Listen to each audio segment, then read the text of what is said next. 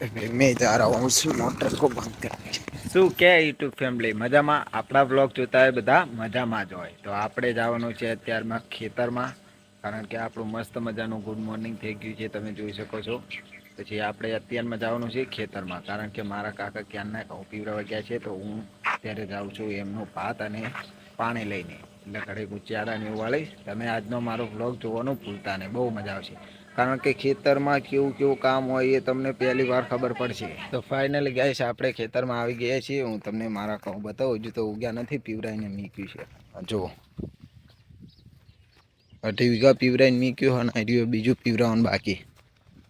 કાકા ત્યાં દેશે તમને દેખાય તો જુઓ, એ જવાનું છે અહીંયા. પોંખેલા ઘઉં છે આમ.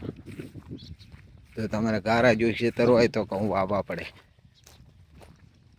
જો સૂકું ખેતર હોય તો ઘઉં પોંખી દે ને પીવરાઈ નાખો એટલે મસ્ત અંગી ના ઘઉં ઉગી જાય. જે ખેતી કરતા હોય એને ખબર જ હોય કેવી રીતે ઘઉં ઉગાડવા. ના કરતા હોય ના ખબર હોય.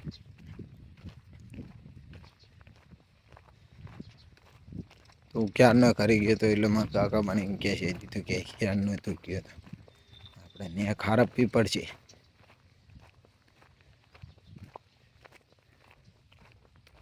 તમને નેક હારપતા હજુ જોયું નહીં હોય એકવાર કેવી રીતે નેક હારપીએ હું તમને બતાવું. પાણી આ ટાળિયામાંથી બહાર ના જમીન જતું રહે ને એટલે નેક હારપવી પડે. તો અમારા કાકા નેક હારપા.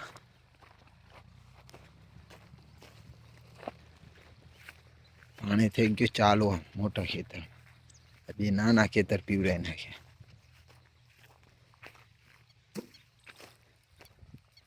એટલે આપણે પણ નેક જ હારપવાનું છે આવતા. તો મને મારા કાકા કે તું જા પાણી વાળવા, અને કે હું નેક હારપી નાખું છું.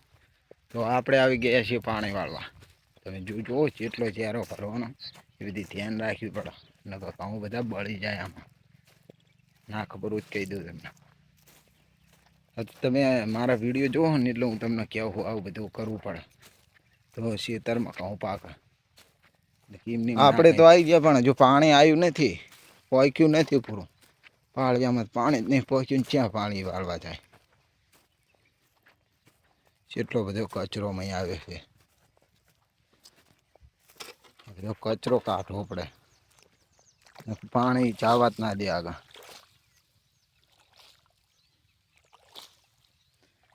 સાઈડમાં તમે લઈ લો ને એટલે પાણી હવા હબ કરતું જાય.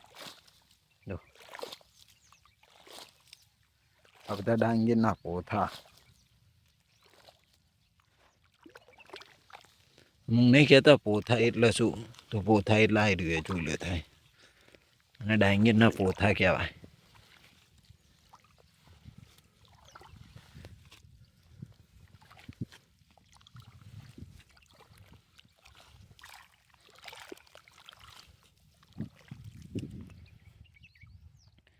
એ પાણી અત્યારે પહોંચ્યું ચેરમ જાય છે.